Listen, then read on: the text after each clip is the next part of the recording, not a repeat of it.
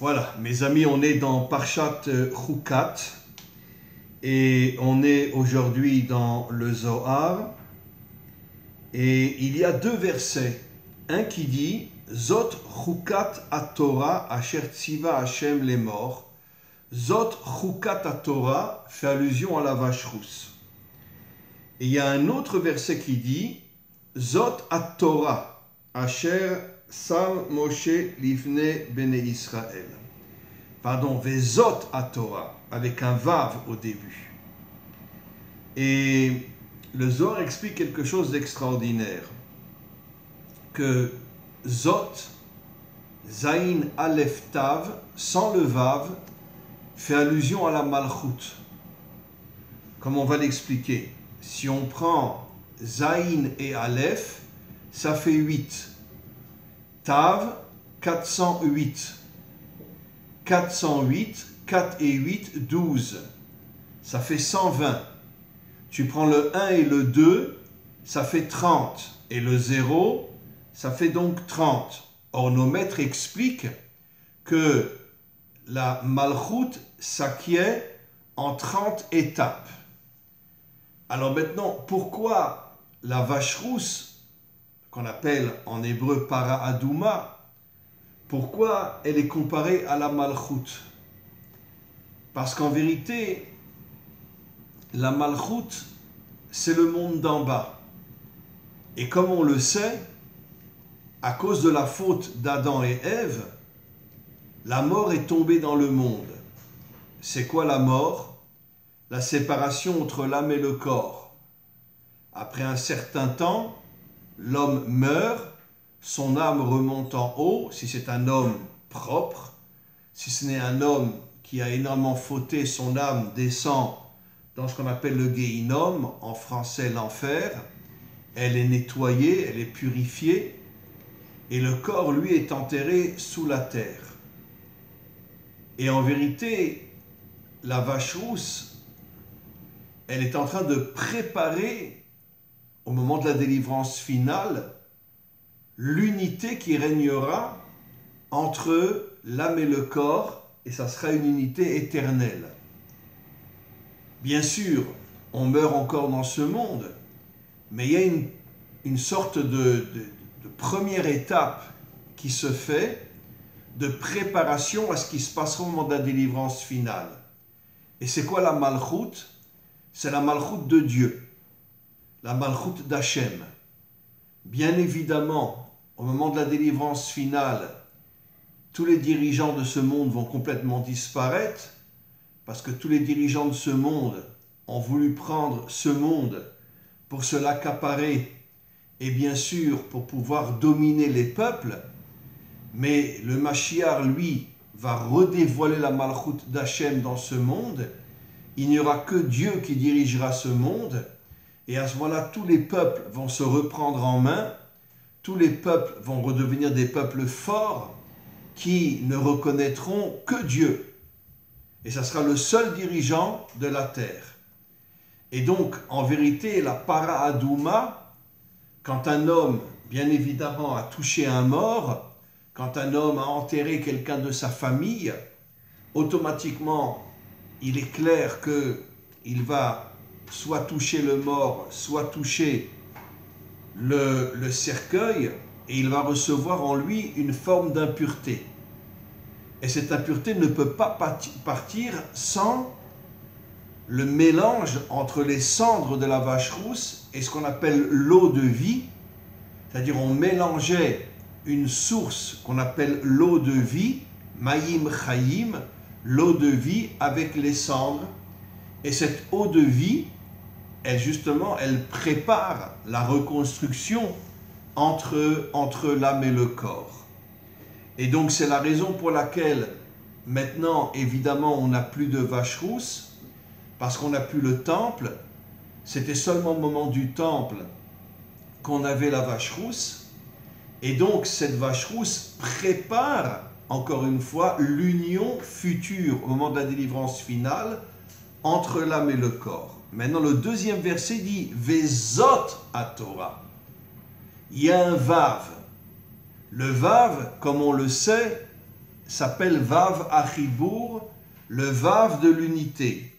Zot, comme je l'ai expliqué, fait allusion à la Malchut. Et le Vav fait allusion à Tiferet. Tiferet qui est l'unité. Nos maîtres expliquent que le Vav fait allusion au soleil, c'est un code bien sûr, et le Zot fait allusion à la lune. Alors, en vérité, nos maîtres expliquent que le Vav, c'est Moshe, et la lune, c'est Yehoshua, l'élève de Moshe. Yehoshua représente la lune qui ne reçoit sa lumière que de Tiferet. Ça veut dire en vérité la lumière de la Malchut, c'est Tiferet. Qu'est-ce que cela signifie? Cela signifie qu'en vérité que toute la construction de ce monde, c'est pour, comme je l'ai expliqué déjà de nombreuses fois, mais c'est dans le Zohar, c'est pour amener l'unité dans ce monde. Et c'est quoi l'unité dans ce monde? Comme je l'ai souvent expliqué, tu n'es pas comme moi, mais tu es un homme bien, tu es un homme juste, un homme authentique, un homme pur. Et à ce moment-là, je peux m'unir à toi, même si on n'est pas forcément d'accord sur le plan religieux, sur le plan idéologique, etc. Pourquoi? Comme je l'ai expliqué de nombreuses fois, et comme le Zohar le dit, tu dois regarder l'homme et pas son idéologie et pas sa religion. Et si l'homme est un homme bien, tu t'unis à lui. Et donc c'est la raison pour laquelle la Torah s'appelle Vezot, l'union entre la lumière de Moshe et Yehoshua qui est dans l'obscurité. La lune, c'est la nuit, mais Yehoshua reçoit la lumière de son maître, la lumière de Tiferet. Et comme on le sait, Moshe Rabbeinu ne s'est jamais marié avec une juive. Il s'est marié, sa première femme était une africaine, sa deuxième femme était une femme d'Arabie Saoudite, Tzipora. Et pourquoi Moshe, justement, ne s'est jamais marié avec une juive? Parce qu'il avait compris que toute l'union dans le couple, c'est justement l'union entre des êtres différents. La première épouse était une africaine, elle s'est convertie bien sûr. La deuxième épouse était une femme de Midian, d'Arabie Saoudite, elle s'est convertie bien sûr. D'ailleurs, Yitro et toute sa famille s'est convertie, à l'exception de Balak, qui n'a pas voulu se convertir. On le verra la semaine prochaine. Et donc, c'est la raison pour laquelle, encore une fois, Moshe a décidé de se marier avec deux non-juives qui se sont convertis, pour montrer justement que tout le travail de l'homme, c'est l'unité. N'oublions pas que Moshe, à l'âge de 3 mois, a été récupéré par la fille de Pharaon. Il a grandi jusqu'à l'âge de 20 ans. Il a grandi dans la maison de Pharaon. Sa fille, la fille de Pharaon, a caché qu'il était juif. Malheureusement, quand il a tué un Égyptien, tous ses conseillers lui ont dit « Sache que cet homme-là est juif ». Et c'est pour ça qu'il a tué un Égyptien qui frappait un juif, un esclave juif. Et donc maintenant, tue-le. Moshe est arrivé à s'enfuir, il est parti en Afrique, c'est là qu'il a épousé une africaine, etc. Mais en tous les cas, Moshe a grandi pendant 20 ans dans la maison de Pharaon. Qu'est-ce que cela signifie?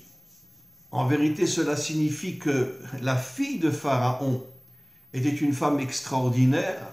Après, elle va se convertir, elle va se marier avec Kalev, qui était le chef de la tribu de Yehuda. Et Kalev lui aussi a épousé une convertie. D'ailleurs, Yehoshua aussi a épousé une convertie. Il a épousé Rachav, qui était dans le pays qui était dans la ville de Jéricho. Et malheureusement, c'était une prostituée pendant 40 ans qui n'allait qu'avec les rois et les princes. Mais elle a fait une teshuva inimaginable, parce que comme on le sait, le monde a été créé pour la teshuva. Elle a fait une teshuva inimaginable et Yehoshua a accepté de se marier avec elle. Ce qui veut dire que Moshe a épousé deux non-juives. Yehoshua, bien sûr, elle s'est convertie, mais a épousé une non-juive. Et Kalev aussi a épousé la fille de Pharaon. Ça veut dire qu'en vérité, Yehuda, qui est de la tribu de la Malchut, puisque Yehuda, c'est la tribu de la Malchut, a tout compris. il a compris que finalement, tout le travail d'Israël, c'est justement l'unité dans le monde. Alors maintenant, on va lire le texte. Les kaman mefaresh ma ben zot achuka, zot achukat Torah, qui est la vache chutz, ve zot Torah, et la Torah, c'est l'union entre Tiferet et la Malchut. Bo urei, viens et vois. Qui dit vrai à Torah em kedoshim, mitzad olam abriya. La Torah contient en elle une kedusha, une sainteté inimaginable. J'aime pas vraiment la traduction sainteté parce que le mot kedusha veut dire autre chose. La kedusha qui est au niveau de la bria, et la bria est au niveau de la bina. Comme on le sait, il y a 4 mondes. Le premier monde, le monde de Hatzilut, qui est au niveau de la sagesse divine. La bria, qui est au niveau de la bina. Après Yetzira, qui est au niveau de Tiferet. Et après le monde d'en bas, qui est le monde de la Malchut. Les 4 lettres du nom divin. Yud, la sagesse de Dieu. Le E, la Bina, le Vav, Tiferet, le monde de la Yetzira, et après le dernier E qui est le monde de la Malchut. Et comme on le sait au moment de la délivrance finale, la Malchut va monter au-dessus de tous les mondes et va se connecter au Keter, qui est en vérité la couronne. Keter veut dire la couronne. La Malchut recevra la couronne du Keter et la Malchut se connectera à Hachem, se connectera à Dieu. Donc, la Kedusha est au niveau de la Bria. La Bria est au niveau, bien évidemment, de la Bina. Qu'est-ce que c'est la Bina? La Bina nous donne des forces surnaturelles. C'est ça, en vérité, la véritable Kedusha. La traduction sainteté, mais qui n'a rien à voir avec le mot Kedusha. Malheureusement, les traductions en français ou dans d'autres langues sont extrêmement falsificatrices. Mais la Kedusha est au niveau de la Bina qui nous donne des forces. Après, Ilaïn Inun, Elionim Mitzad Olam Yetzira. Alors là aussi c'est important. La Yetzira, en vérité Hatzilut, Bria et Yetzira sont 3 mondes spirituels. Le seul monde qui est un monde matériel et le monde de la Malchut qui est notre monde dans lequel on vit. La Yetzira s'appelle Elion. Pourquoi Elion? Alors, si vous prenez la valeur numérique du mot Elion, Aïn Lamed, ça fait 100. Après, vous avez le Yud, 110. Vous avez le Vav, 100. Vous avez le Vav, 116. Et en vérité, le 16 et le Nun, ça fait 66. Ça veut dire qu'en vérité, Elion signifie 166. 1, 6, 6. Si vous prenez le 6 et le 6, ça fait 12. Et vous prenez le 1, ça fait 13. Et 13, c'est quoi? C'est à pleurer. C'est la valeur numérique du mot, l'unité, Echad en hébreu. Ça veut dire qu'en vérité, la Yetzira fait allusion à Tiferet, qui est le monde de l'unité. Après, Metikin Inun, Em Metukim Mitzad Olam Asiya, la Torah s'appelle Matok, ce qui veut dire en hébreu doux. Elle est douce, elle nous amène, on pourrait dire, une sagesse inimaginable, et c'est par rapport au monde d'en bas. Man de Ishtadel Beoraita, celui qui étudie la Torah, Keilu Omed Kol Yom al Har Sinai, c'est comme s'il se trouvait sur le mont Sinaï, ou Mekabel et la Torah, et c'est comme s'il recevait sur le mont Sinaï la Torah. Qui dit Bouré veiske Adam Batorah, parce que tout homme qui s'occupe de la Torah, qui étudie la Torah, Em notnim bo aviyot shetechalesh kedushata, ça lui donne des forces énormes. Les afilu ayom achar kama alafim shanim matan Torah, Ibekdushata kilu ayom nitna al Har Sinai. En vérité, tout homme qui étudie la Torah, c'est comme s'il était sur le Har Sinai et comme s'il recevait la Torah. Vesha'alu al mashekatuv ayom azeh niyetale am. Il y a un verset qui dit aujourd'hui, après la sortie d'Égypte, on est devenu un peuple au moment où on a reçu la Torah. Vechi oto ayom nitna Torah l'Israël, c'est le jour où la Torah a été donnée à Israël. Et donc, et là, la metra, c'est pour te faire comprendre, shechaviva Torah alom dea, que tout celui qui étudie la Torah, Dieu l'aime.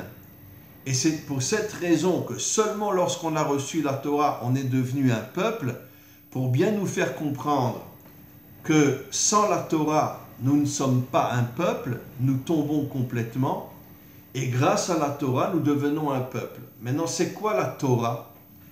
La Torah, il y a dans le mot Torah le mot Tor. Tor, c'est un oiseau. L'oiseau est dans le monde d'en haut et aussi dans le monde d'en bas. C'est en vérité la connexion entre le monde, les mondes spirituels et le monde matériel. Et le dernier « et » fait allusion à la Malchut, qui va s'unir au Keter, comme je l'ai expliqué, qui va s'unir à la couronne. Et donc la Malchut va recevoir sa couronne et va devenir d'une certaine manière, au niveau de tous les peuples, pas seulement Israël, mais tous les peuples vont faire une teshuva inimaginable et tous vont se connecter à Dieu. On continue. Zot chukat Torah, vezot Torah. Dans le Zot chukat Torah, il n'y a que la Malchut, et dans le vezot Torah, il y a Tiferet et Malchut. Alors, qu'est-ce que cela veut dire? Et là, Raza Ilaou, c'est un grand secret. Vezot Torah,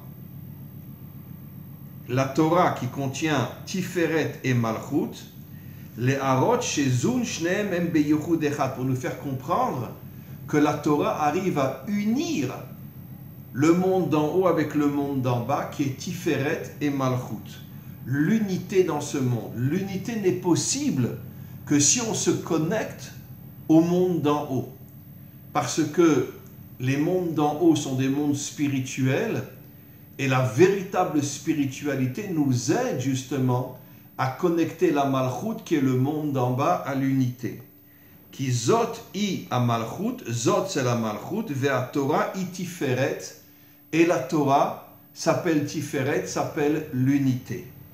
Comme je l'ai expliqué, dans le mot Torah, il y a le mot Tor, qui en hébreu veut dire un oiseau, qui est à la fois en haut et qui est à la fois en bas, qui arrive à unir les mondes. Ulichlol et Knesset Israël sheia Malchut, et la Malchut s'unit à Dieu, et Dieu bien sûr est Tiferet, puisque la volonté de Dieu dans ce monde, c'est d'arriver à unir les peuples, à unir Israël et les nations.